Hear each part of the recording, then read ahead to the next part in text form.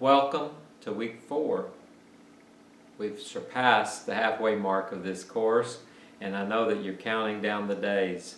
You're excited about the course, I'm sure, and the content, but you're also quite excited that we're now over halfway through, because that gets you closer to your goal of your project report and your graduation. I will pray for you as you continue in this process. This week, in week 4, we're looking at the question, what is change and why do we have to go through it? Why do we even have to bother with change? What is the purpose of it? And how can we understand what it really is?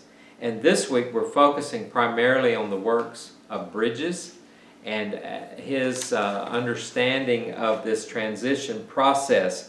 And you'll note in your syllabus, and also as you click into Blackboard, that you will see that the reading this week is Bridges pages 3 through 132. And we have activities 7, 8, and 9. Also, part of your assignment this week, things that are due, is your assessment analysis of your present ministry. And this is due this week. It's 20% of your grade. It's very important, and I hope that you will do a great job on that, or that you have done a great job, and that you will upload that to activity 7, and we will get that graded as quickly as possible. This will give you an opportunity to really analyze your local ministry and to have some greater understanding of what you actually have based on the readings that we've done so far.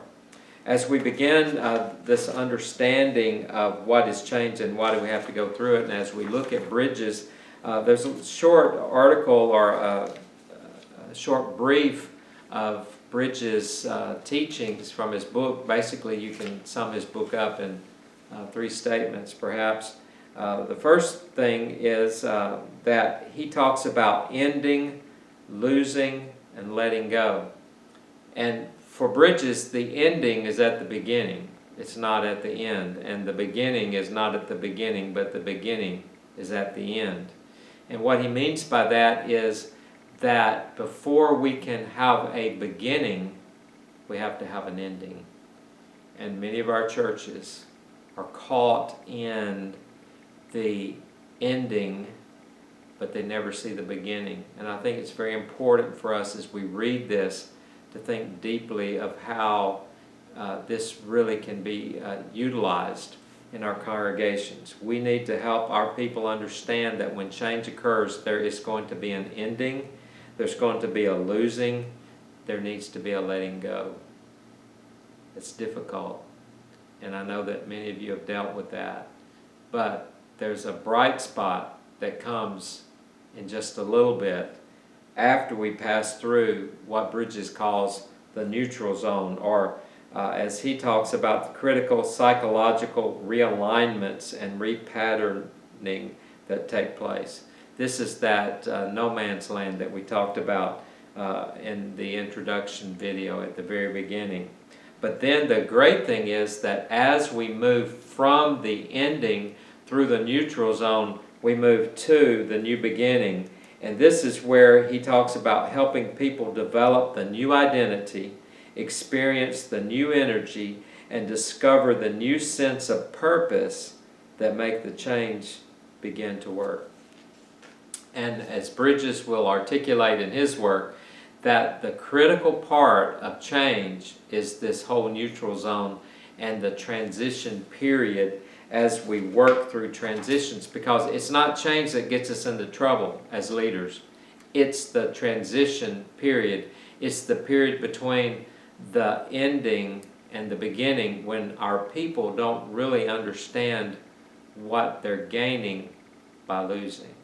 In essence, it is similar to what Jesus said, that if we're going to save our life, we have to lose it. It's kind of hard to understand when we don't really know what that means. And Bridges wants to help us understand that. Well, let's look at the activities very quickly. As I stated earlier, learning activity 7 is the upload of your assessment, analysis, and you put that right there in number 7, and you'll be good to go as far as that's concerned, and you will be well on your way to earning those 20 points for that.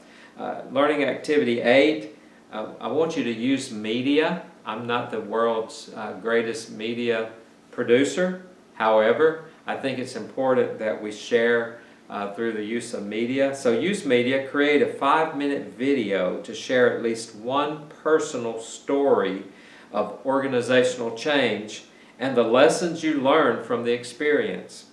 Upload your video to this forum for review by your classmates. Please post your response to at least 2 videos. Now, as you do that, I would just suggest to you that you use your YouTube account. I believe you should have one of those connected to your Piedmont email and all the Blackboard and all the other accounts that you have, the one login thing. And if you will make your video, upload it to YouTube, and then share a link within Blackboard, it makes it much easier for us to view. And that way we don't have to download anything to view your video.